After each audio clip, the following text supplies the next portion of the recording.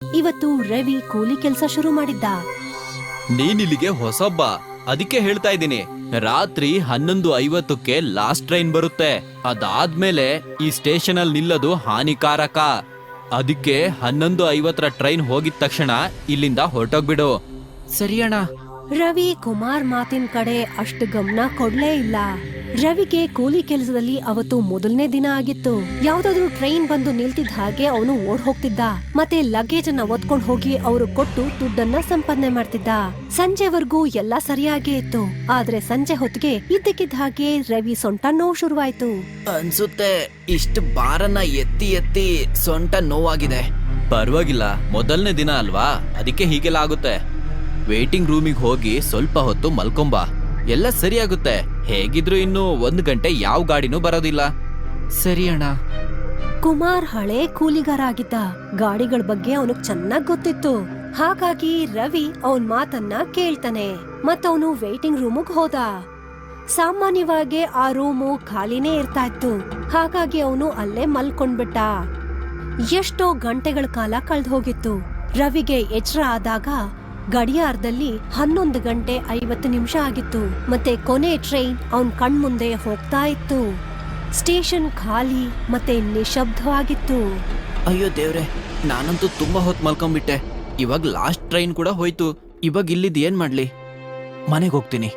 Ravi station ಇಂದ ಹೊರಗೆ ಹೋಗೋದ್ರಲ್ಲಿದ್ದ. ಇದ್ದಕ್ಕಿದ್ದ ಹಾಗೆ ಅವನ್ಗೆ ಟ್ರೈನ್ ಶಬ್ದ ಕೇಳ್ಸತ್ತೆ. ಇವಾಗ ಈ ಟ್ರೈನ್ ಯಾವ್ದು ಬಂತು? ಕುಮಾರಣ್ಣ ಹೇಳಿದ್ರು 11:50ಕ್ಕೆ ಲಾಸ್ಟ್ ಟ್ರೈನ್ ಅಂತ. ರವಿ ನೋಡೋದಕ್ಕೆ ಅಂತ ಮುಂದ್ ಹೋಗ್ತಾನೆ, ಅದ್ ಯಾವ ಟ್ರೈನ್ ಇರಬಹುದು ಅಂತ. ಆಗ ಅಲ್ಲಿ ನೋಡ್ತಾನೆ, ಅದೊಂದು ಮಾಲ್ ಗಾಡಿ ಆಗಿರತ್ತೆ. ಇದಂತೂ ಒಂದು ಮಾಲ್ ಗಾಡಿ, ಆದ್ರೆ ಇದು ಖಾಲಿ ಸ್ಟೇಷನ್ ಅಲ್ಲಿ ಯಾಕೆ ನಿಂತಿದೆ? ರವಿ ನೋಡ್ತಾನೆ ಇದ್ದ. ಇದ್ದಕ್ಕಿದ್ದ ಹಾಗೆ ಮಾಲ್ ಗಾಡಿ ಬಾಗಿಲು ಓಪನ್ ಆಗತ್ತೆ. ಆದ್ರೆ ಹೊರಗಡೆ ಯಾರೂ ಬರೋದಿಲ್ಲ. ರವಿ ಸ್ವಲ್ಪ ಹೊತ್ತು ಅಲ್ಲೇ ನಿಂತ್ಕೊಂಡ್ ನೋಡ್ತಿದ್ದ. ಆಮೇಲೆ ಪ್ಲಾಟ್ಫಾರ್ಮ್ ಮೇಲೆ ನಡ್ಕೊಂಡ್ ಹೋದ. ಅವನು ಮುಂದೆ ಇನ್ನೊಂದು ಬಾಗ್ಲತ್ರ ಹೋದ. ಆ ಕೂಡ್ಲೆ ಆ ಬಾಗ್ಲು ಓಪನ್ ಆಗತ್ತೆ. ಇವಾಗ ಇದ್ಯಾಕೆ ಓಪನ್ ಆಯ್ತು? ರವಿ ಆ ಬಾಗಿಲ್ ಕಡೆನೂ ಗಮನ ಕೊಡ್ಲಿಲ್ಲ. ಅವನು ಮುಂದೆ ಹೋಗ್ತಾ ಇದ್ದ. ಸ್ವಲ್ಪ ದೂರ ಹೋದ ನಂತರ 3ನೇ ಬಾಗ್ಲು ಓಪನ್ ಆಗತ್ತೆ. ಅದಾದ್ಮೇಲೆ 4ನೇದು. ಈಗ ರವಿಗೆ ಭಯ ಆಗತ್ತೆ. ಅವನಿಗೆ ಅರ್ಥನೇ ಆಗೋದಿಲ್ಲ ಈ ಮಾಲ್ ಗಾಡಿಯ ಬಾಗಿಲು ಯಾಕೆ ಓಪನ್ ಆಗ್ತಿದೆ ಅನ್ನೋದು. ಮುಂದಿನ ಡೋರ್ ಓಪನ್ ಆದಾಗ ಒಳಗಡೆ ಏನಿದೆ ಅಂತ ಏನಕ್ಕೆ ನೋಡೋದಕ್ಕೆ ಪ್ರಯತ್ನ ಪಡ್ತಾನೆ. ಒಳಗಡೆ ಪೂರ್ತಿ ಕಗ್ಗತ್ತಲಾಗಿತ್ತು. ಯಾವಾಗ ರವಿ ತನ್ನ ಕತ್ತನ್ನ ಒಳಗಡೆ ಹಾಕ್ತಾನೋ ಅವನನ್ನ ಯಾರೋ ಆ ಮಾಲ್ ಗಾಡಿ ಒಳಗಡೆ ಎಳ್ಕೋತಾರೆ. ಯಾರು ಯಾರು? ರವಿ ಹೆದರ್ಕೊಂಡಿದ್ದ. ಅವನ್ಗೆ ಏನೂ ಕೂಡ ಕಾಣಿಸ್ತಾ ಇರ್ಲಿಲ್ಲ. 4 ಕಡೆ ಬರೀ ಕತ್ಲೆ ತುಂಬಿಕೊಂಡಿತ್ತು. ಯಾರಿದ್ದೀರಾ ಇಲ್ಲಿ? ಇದ್ದಕ್ಕಿದ್ದ ಹಾಗೆ ಅಲ್ಲಿ ಬೆಳಕ್ ಬರತ್ತೆ. ಆಮೇಲೆ ರವಿಗೆ ಒಂದು ಹುಡುಗಿ ಅಲ್ಲಿ ಕಾಣಿಸ್ತಾಳೆ. ಆ ಹುಡುಗಿ ಮುಖ ಕೂದ್ಲಿಂದ ಮುಚ್ಚ ಹೋಗಿತ್ತು. ಯಾರ್ ನೀನು?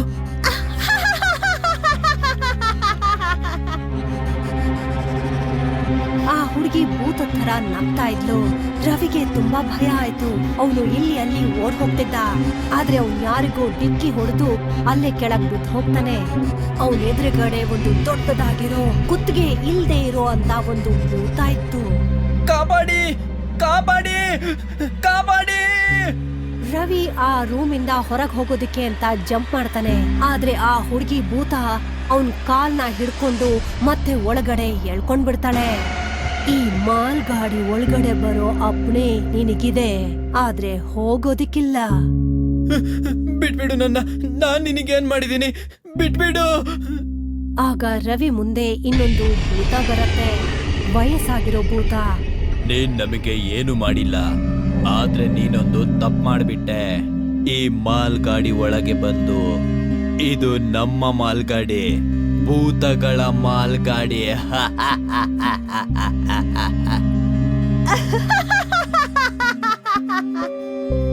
ರವಿ ಮುಂದೆ ಇದ್ದಂತ ಎಲ್ಲಾ ಭೂತಗಳು ಜೋರಾಗಿ ನಗೋಕ್ ಶುರು ಮಾಡಿದ್ವು. ನನ್ನನ್ ಬಿಟ್ಬಿಡಿ, ನನಗ್ ಹೋಗಕ್ ಬಿಡಿ. ಆ ಕತ್ತಿಲ್ದೇ ಇರೋಂತ ಭೂತ ರವಿನ ಗಾಳಿನಲ್ಲಿ ಹಾರ್ಸತ್ತೆ. ಮತ್ತೆ ಆ ಕೂಡ್ಲೆ ಅವನ್ ಬೆನ್ನು ಮೂಳೆನ ಅಲ್ಲೇ ಮುರಿದು ಬಿಡತ್ತೆ. ರವಿ ಅಲ್ಲೇ ಸತ್ ಹೋಗ್ತಾನೆ. ಆ ಕ್ಷಣದಲ್ಲೇ ರವಿ ಆತ್ಮ ಅವನ್ ದೇಹದಿಂದ ಹೊರಗಡೆ ಬರುತ್ತೆ. ನಮ್ಮ ಲೋಕಕ್ಕೆ ನಿನಗೆ ಸ್ವಾಗತ.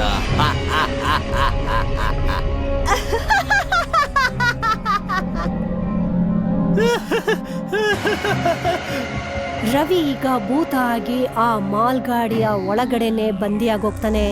ಮಾರನೇ ದಿನ ಬೆಳಗ್ಗೆ ಆಗತ್ತೆ. ಕುಮಾರ್ ರವಿನ ಎಲ್ಲಾ ಕಡೆ ಹುಡುಕ್ತಾನೆ. ಅರೆ ಅಣ್ಣ, ನೀವ್ ರವಿನೆಲ್ಲಾದ್ರೂ ನೋಡಿದ್ರ? ಇಲ್ಲ ಅಣ್ಣ, ಇವತ್ತವನು ಕೆಲ್ಸಕ್ ಬಂದಿಲ್ಲ ಅನ್ಸುತ್ತೆ.